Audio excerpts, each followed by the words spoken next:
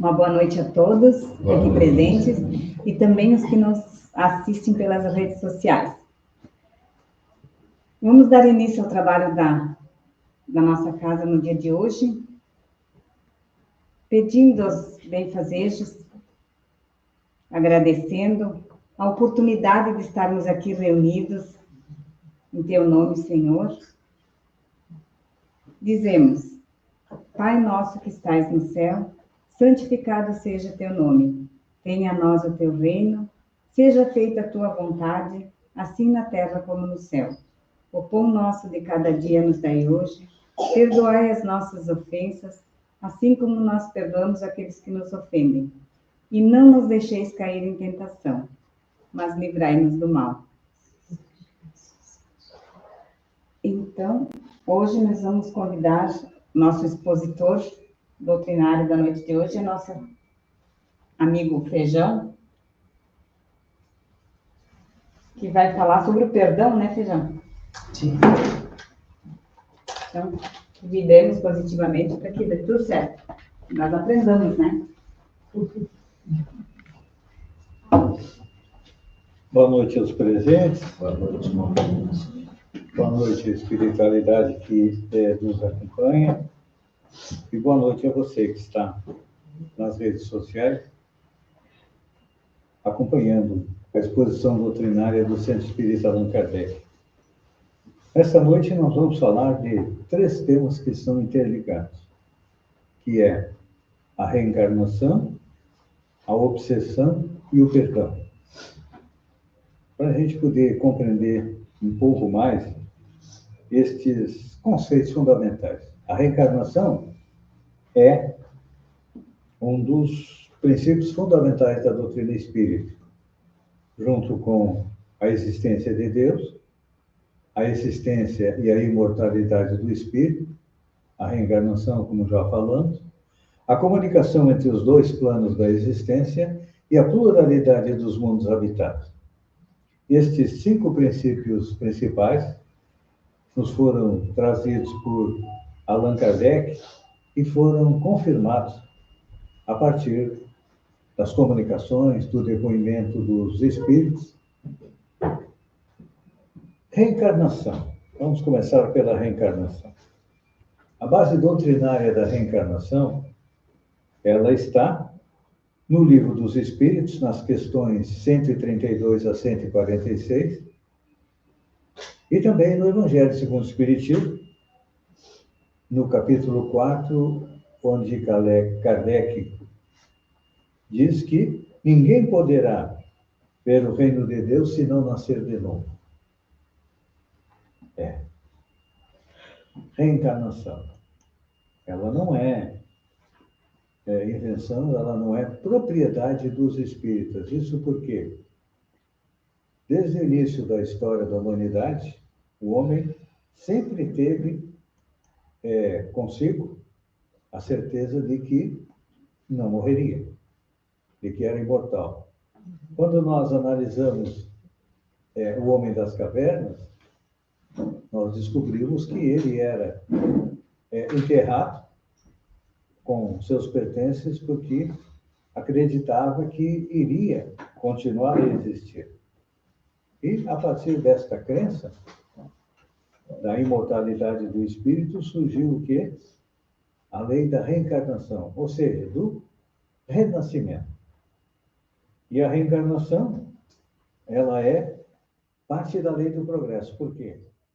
Nós, como espírito, como elemento inteligente do universo, precisamos evoluir. Então, a evolução se dá através das reencarnações, ou seja, dos renascimentos. Os judeus aceitavam a ideia da reencarnação com o nome de ressurreição. E não só os judeus. Os egípcios eram reencarnacionistas, os gregos também eram reencarnacionistas, e cada povo tinha a sua concepção da reencarnação. Então, a reencarnação faz parte do quê? Da lei de progresso. Para progredir, nós viemos ao planeta, tomamos um corpo, aprendemos, evoluímos.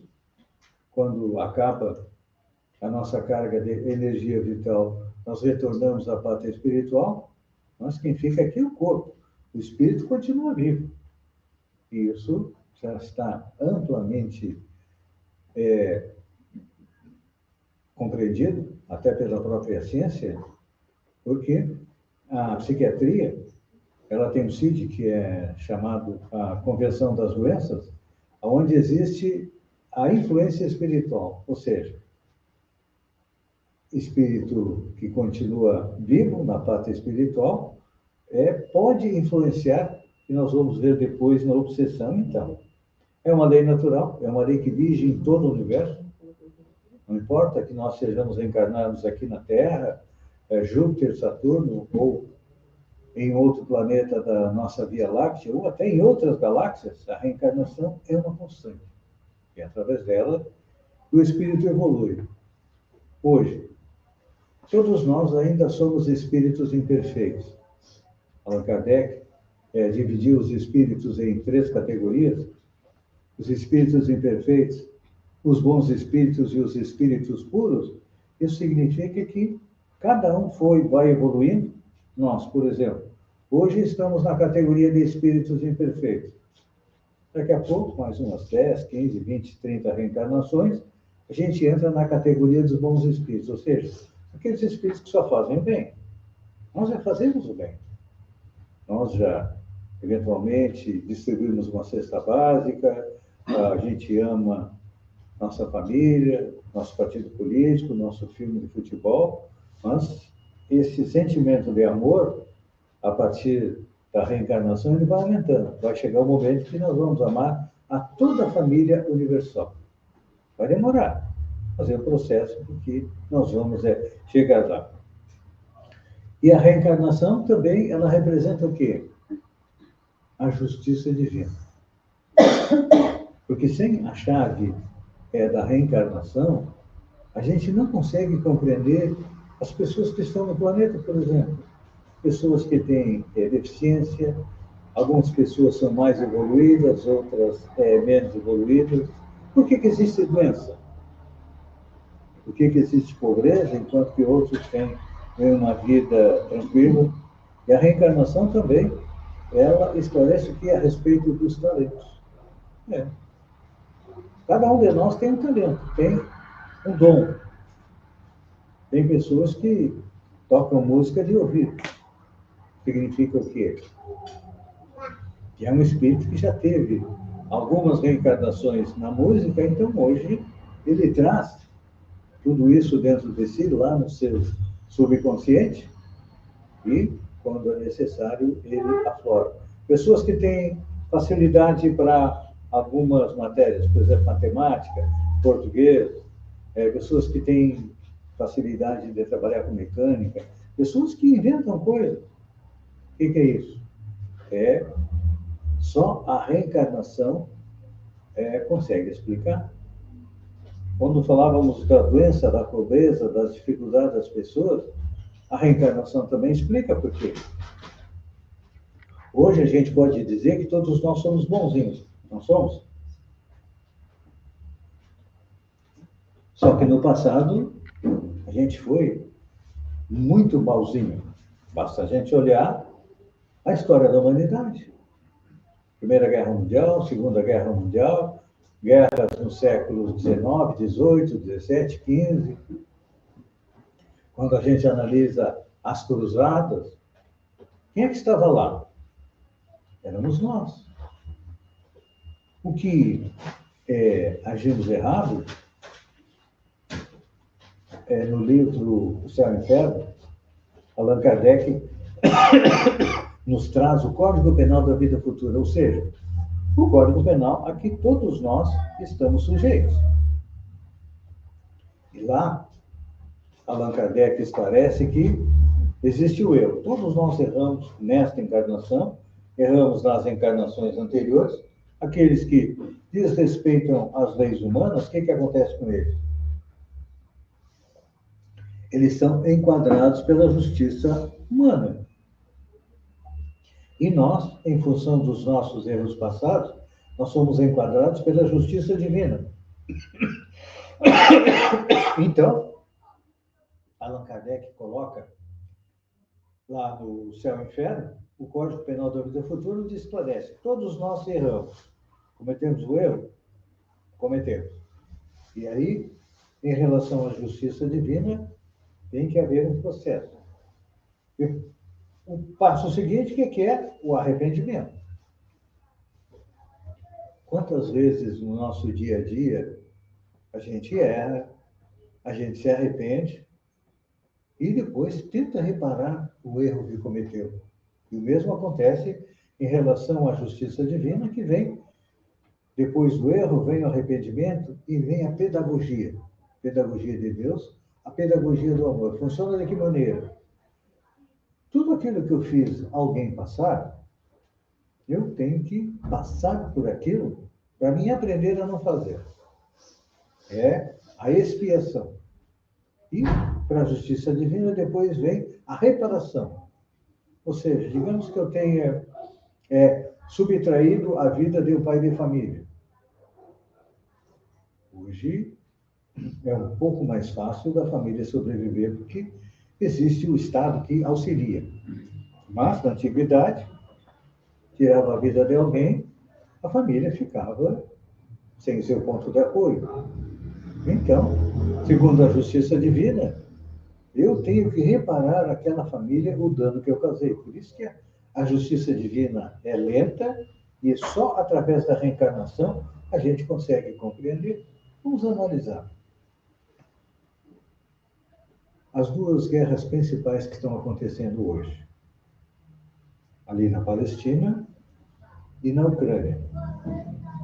A gente percebe um sofrimento quase que inimaginável do povo palestino. E a gente para e pensa, Deus é justo? Dá tanto sofrimento para eles? Deus é justo.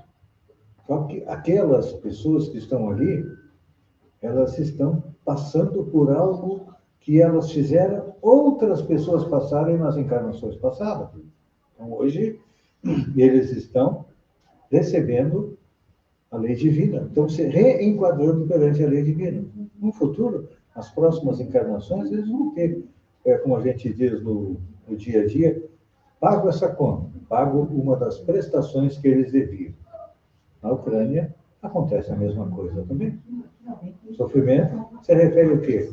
A atos cometidos nas vidas passadas. Então, somente a reencarnação consegue nos esclarecer. E nós temos dois tipos de reencarnação. Reencarnação de missão ou reencarnação de expiação. Quem não gostaria de ter uma reencarnação de missão para ajudar a humanidade? Todos nós gostaríamos de ter, mas, infelizmente, a grande maioria das nossas encarnações ainda é de expiação, porque nós ainda não quitamos aí todos os nossos erros do passado. Por isso que vem a doença, a dor, a dificuldade de relacionamento, tudo isso é o quê? É a lei da reencarnação agindo sobre nós. Então, é importante a gente...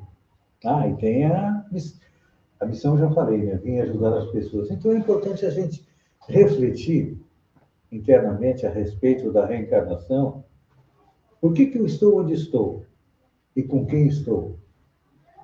É que todos nós, antes de vir ao planeta, tivemos uma programação encarnatória a respeito de com quem eu vou casar, é feita uma programação para onde eu vou nascer. Tudo isso é programado na espiritualidade.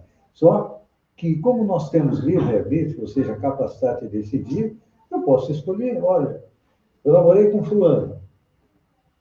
A programação era casar com ela, mas, por um motivo ou outro, há um desentendimento e eu acabo escolhendo uma outra pessoa, sem problema nenhum, porque aquela pessoa, eu vou ter que ajudar ela a ser feliz.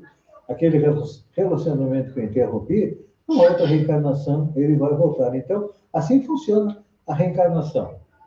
E como existe a reencarnação, quando a gente olha a história da humanidade, com certeza a gente percebe os erros que nós cometemos, as pessoas a quem nós prejudicamos, e aí o que acontece?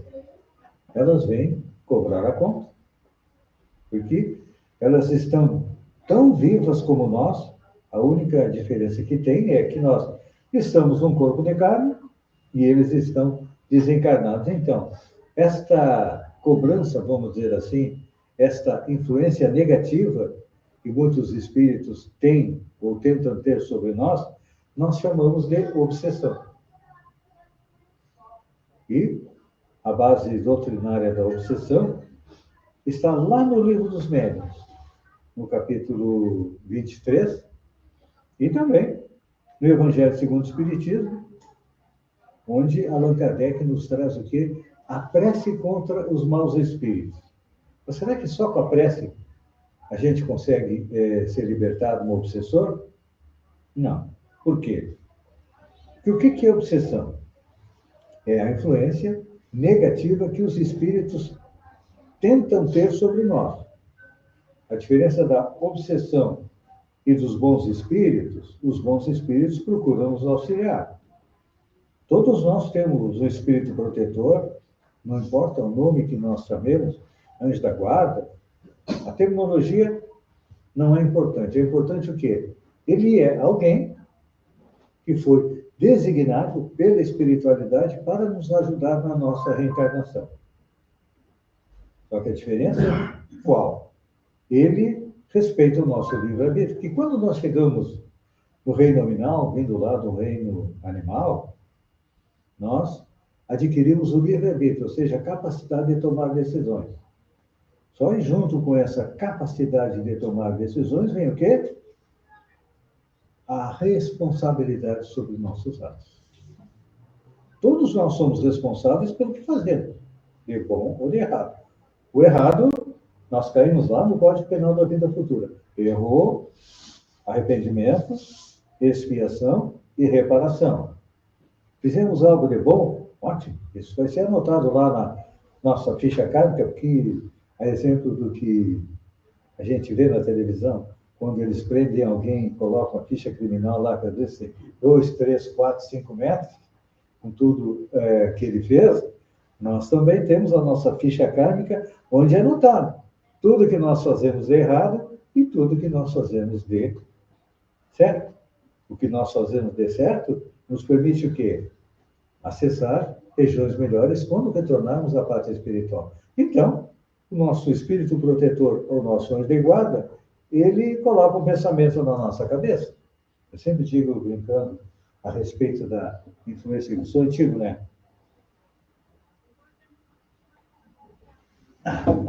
Dos bons espíritos e dos maus espíritos, eu li o Pato Donald quando eu era criança. E na revista do Pato Donald, às vezes, o Donald tinha que tomar uma decisão e aparecia de um lado um diabinho, do outro lado um anjinho. O anjinho dizia, não faça, o diabinho, faz. Então, essa é uma figura de linguagem bastante simples, mas representa muito bem o trabalho dos bons espíritos e o trabalho dos maus espíritos. E a gente pergunta, mas quem é o obsessor? Quem é essa pessoa que nos incomoda, que às vezes chega até a causar doença física, quando não, nos leva à morte? Ele é quem? Ele é o espírito, como nós, a quem nós prejudicamos no passado. E ele vem fazer o quê? Vem nos cobrar a conta. Vem nos lembrar, olha, hoje tu é bonzinho, ontem tu foi bastante malzinho, tu fez isso, fez aquilo outro, então vem cobrar conta. E aí, então nós descobrimos as causas que são vingança, sentimento de culpa, compromissos espirituais mal resolvidos, ou sintonia com os vícios. Porque o que acontece? Os vícios fazem com que cheguem até nós espíritos viciados. Por exemplo, se eu tenho o vício do alcoolismo, eu vou ter perto de mim espíritos que usaram álcool na sua vida, eram alcoólatras. Se eu tenho o vício do fumo, claro que eu vou ter junto de mim, como companhia espiritual, um espírito fumante. Se eu sou um espírito que usa drogas, eu vou ter perto de mim espírito que usa drogas. Isso em relação ao corpo, mas em relação ao espírito. Eu sou alguém que é vingativo. Eu, no tempo de Moisés, olho por olho, dente por dente. Comigo é assim. O que eu vou ter como companhia espiritual? Um bom espírito? Um representante de Jesus? Ou alguém que quer que eu faça com os outros a mesma coisa que eles fazem comigo? Então, os vícios morais também trazem para junto de nós companhias espirituais de acordo com o nosso pensamento. Então, é importante a gente controlar o nosso pensamento. É bom a gente parar e dar uma pensada. Como é que andam meus pensamentos durante o dia? São pensamentos bons, pensamentos de tranquilidade, pensamentos de amor, ou eu estou na vibe do pensamento de vingança, de maltratar, de ficar criticando as pessoas na internet. Isso vai revelar as nossas companhias espirituais e também vai influenciar o quê? Na obsessão. Porque, segundo Allan Kardec, a obsessão ela tem 3 graus. Nós temos primeiro a obsessão simples. O que é? É um espírito perturbador que se impõe em nós, entra na nossa casa, porque na medida que a gente vê uma notícia ruim na televisão, o que acontece? Nós vamos estar chamando espíritos que tenham o mesmo envolvimento com aquele tipo de notícia. E ao contrário, quando nós vemos uma notícia boa na televisão, que é difícil, porque eu trabalho com comunicação, eu sei que tu quer vender o jornal, tu bota sangue na capa. Vende jornal. E um ato bom, dificilmente vai ser manchete. Não que não possa ser manchete, mas as manchetes, na maioria, são ruins, porque, infelizmente, é a soma da nossa humanidade. Todos nós estamos aqui juntos, temos uns espíritos melhores, outros mais ou menos, outros espíritos piores. Então, a obsessão simples é aquela influência do dia a dia. É aquele pensamento de jirico que entra na nossa mente e a gente não sabe de onde é que saiu. Muitas vezes está numa boa, daqui a pouco vem um pensamento, eu vou fazer uma pegadinha com fulano. É um pensamento bom? É influência do bom espírito? Ou é influência do mau espírito? Claro que é uma influência do mau espírito. Só que temos livre-arbítrio, sim. Aí eu decido, faço ou não faço? É um livre-arbítrio, depois vai nos dar a responsabilidade. Mas, depois da obsessão simples, a gente começa a abrir a guarda, vem o segundo grau. É a fascinação. Nesse caso, o espírito obsessor engana o obsidiado, levando a acreditar que tudo que recebe e sente é elevado ao verdadeiro. Aí a gente começa a inventar histórias e tudo mais, achando que é uma coisa boa e não é. Isso aí chama-se fascinação. E depois tem aquele grau mais forte, que Allan Kardec chama de subjugação ou dominação, que a gente vê nos filmes a tal da possessão. O fulano está possuído por um mau espírito. Isso, hoje em dia, tem muitos filmes que mostram isso. E é uma realidade, porque os espíritos acabam tomando conta de nós e a gente aí faz tudo o que eles querem. Tem um exemplo do Evangelho, onde Jesus expulsa um espírito chamado Legião, de um jovem. Quem era a Legião? Eram inúmeros espíritos obsessores que faziam que ele se atirasse no chão, que fazia coisas bastante nocivas e negativas para ele. Este é o terceiro estágio. Mas além de Allan Kardec, a gente sabe que a doutrina espírita é evolutiva. Lentamente vai se acrescentando. A gente pode fazer a comparação da doutrina espírita que foi nos trazida por Allan Kardec como o esqueleto. Os continuadores, Leon Denis, Chico Xavier, Divaldo Pereira Franco, eles nos trazem aqui o enchimento, os nervos, a carne, para que a gente possa compreender tudo isso. Então, o espírito Joana de Ângeles diz que existe a autoobsessão. Opa! Não é um espírito que está me influenciando.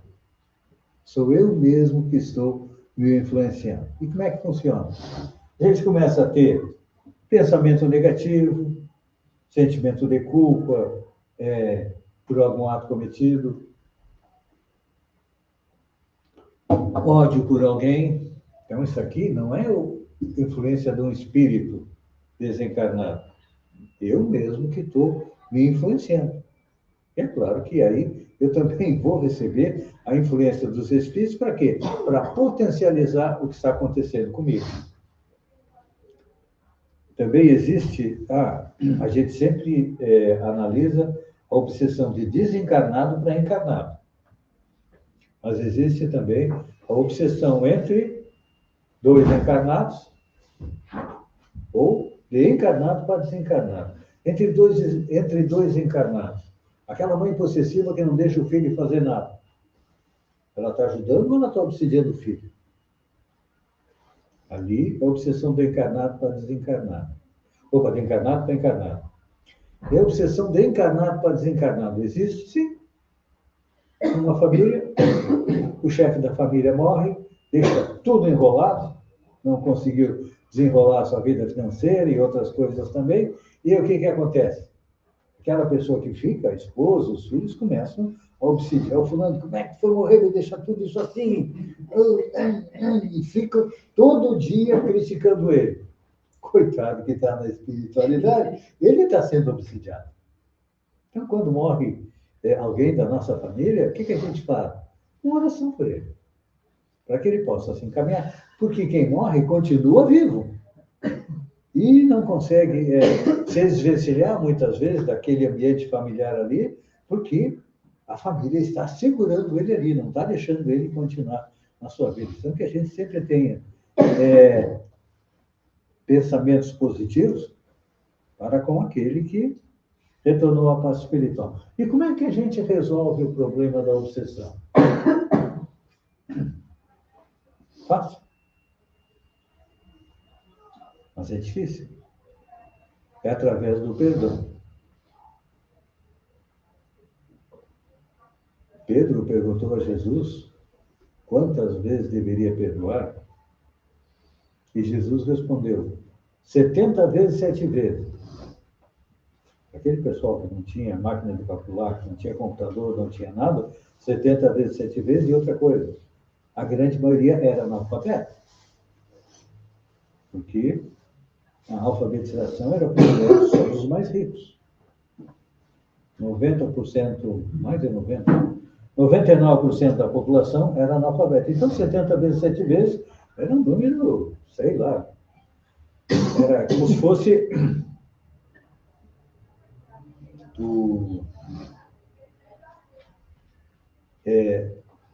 dizer o número do pi. Pi é um número, uma equação matemática que inicia com 3, 14 e 16. Isso eu aprendi na escola. Só que depois do 3, 14 e 16, tu faz não sei quantas vezes em frente até chegar, acho que não sei se conseguiram chegar no número do pi. Então, era mais ou menos isso, os 70 vezes, 7 vezes. Hoje a gente compreende. E Jesus disse a Pedro, que significa que tem que perdoar indefinidamente. E eu faço uma pergunta. Como é que anda a nossa capacidade de perdoar? 0,1, 0,2. Quando chegou no 10 é muita coisa, não é? Porque, infelizmente, a gente gosta de ser perdoado, não é assim? A gente cometeu um erro, me desculpa. A pessoa desculpa. Mas se alguém comete um erro contra nós, a gente desculpa, fica remoendo aquela mágoa, né? Por isso que Jesus recomendou amar os inimigos. Só que o amar os inimigos não significa que a pessoa é minha inimiga e eu vou chegar lá e vou dar um abraço. Meu inimigo, eu te amo. Isso aí não acontece. Porque Nós não conseguimos fazer isso. Então, o amar os inimigos começa primeiro por tu não ter ódio, por não ter raiva. Então, aí a gente começa a trabalhar o perdão. E o que que acontece?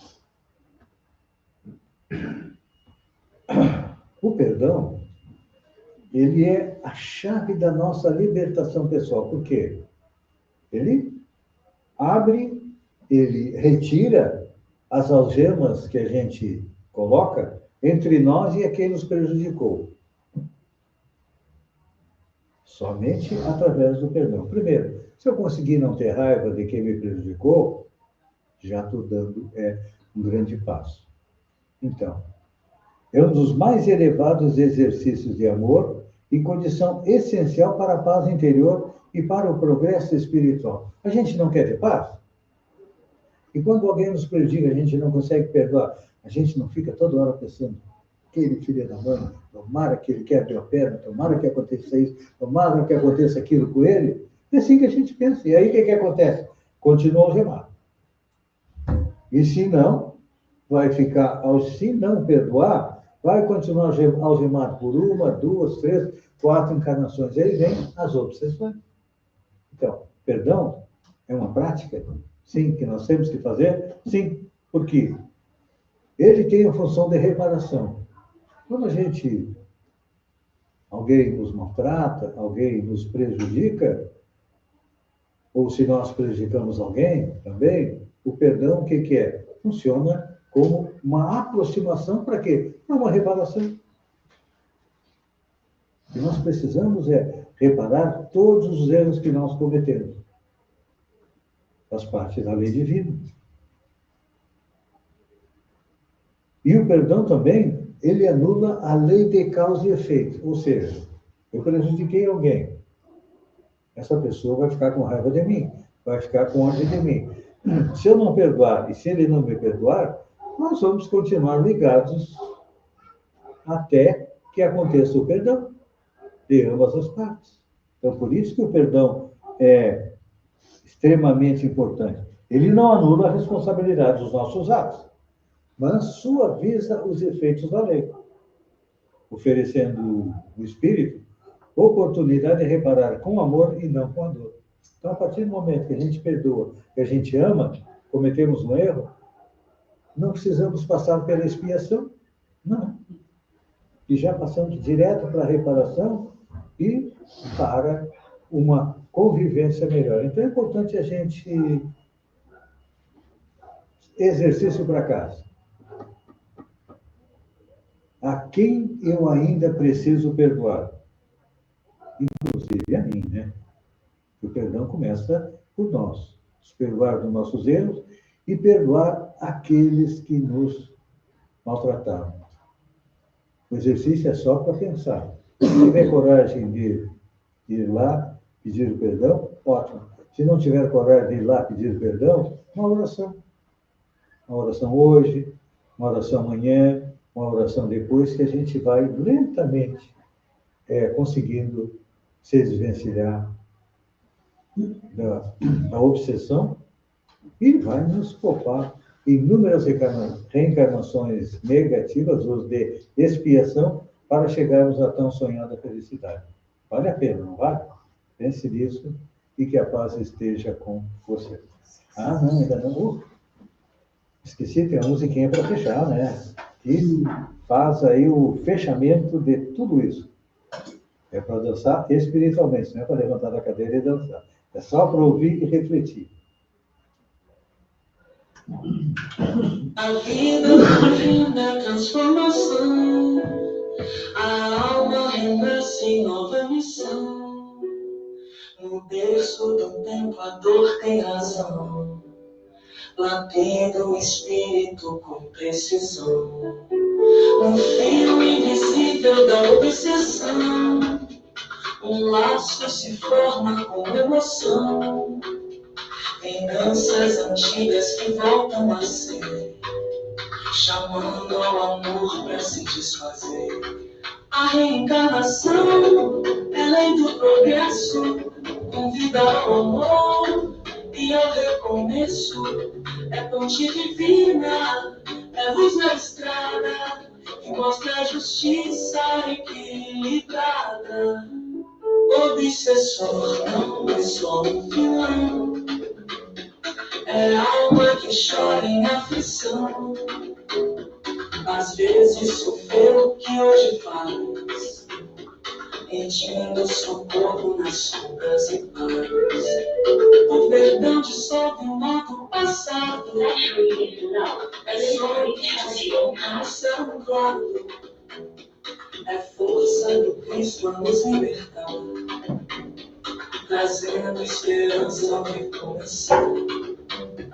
Na escola da vida tudo é lição, e o erro de ontem traz correção. Com fé, com coragem e caridade, ergue-se o espírito à liberdade. Jesus nos ensina a compreender que o mal se desfaz ao se entender. Perdoa, trabalha e ora também, que a paz florescerá no coração. Com Kardec pra aprendermos a razão, com Chico e Divaldo a compaixão, com Cristo à frente, filho a seguir, vivemos pra amar, servir e evoluir.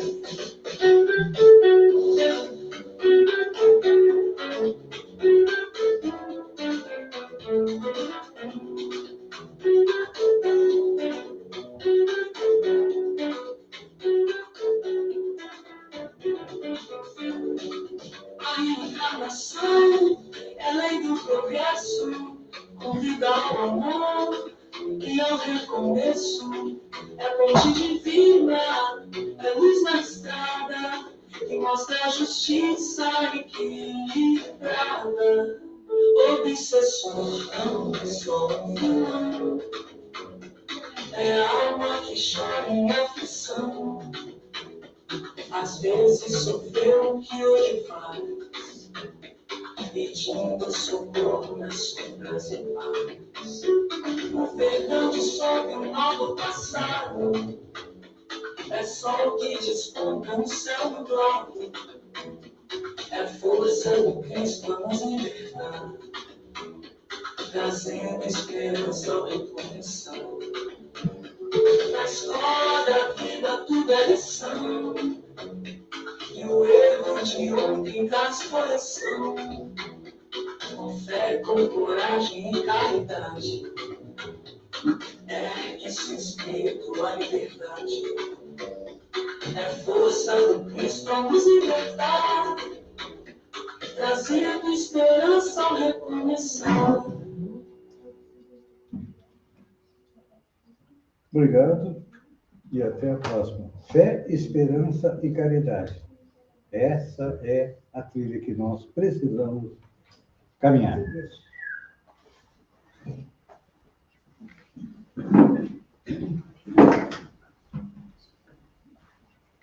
Então, agradecemos ao Feijão e temos um tema a ser seguido essa semana, então, praticar o perdão.